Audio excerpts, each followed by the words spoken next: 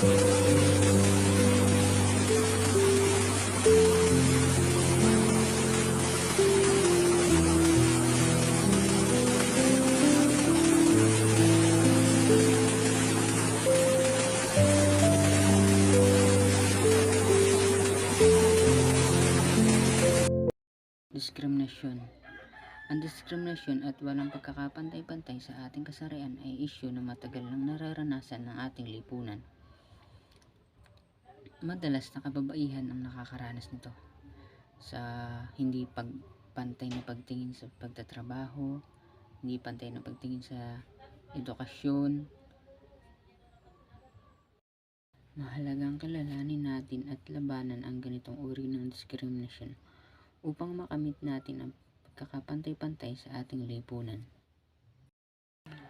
Ang pagsulong ng gender equality ay nangangahulugan ng pagbibigay ng pantay na karapatan, oportunidad at respeto sa lahat.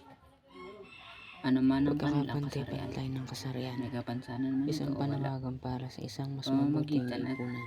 pagtutulungan, Ang pagkakapantay-pantay pagkakaisa, ng maaari kasarian natin ay isang mahalagang makamit konsepto na ang isang lipunang naglalayong may makamit pagkakapantay-pantay ang pagkakapantay-pantay ng bawat tao. Pagkakapantay-pantay na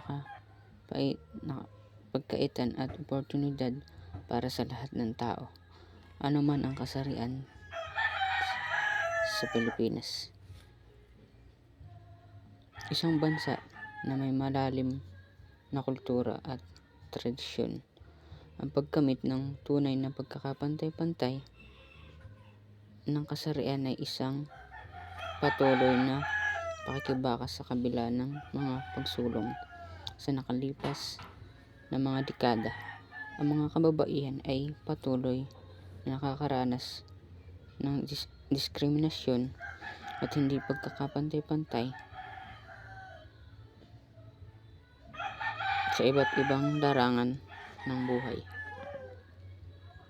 Ang diskriminasyon ay maraming mga hamon ang kinaharap ng mga kababaihan sa Pilipinas sa pamamagitan ng pagkakapantay-pantay ng kasarian. Ilan sa mga ito ay diskriminasyon sa trabaho,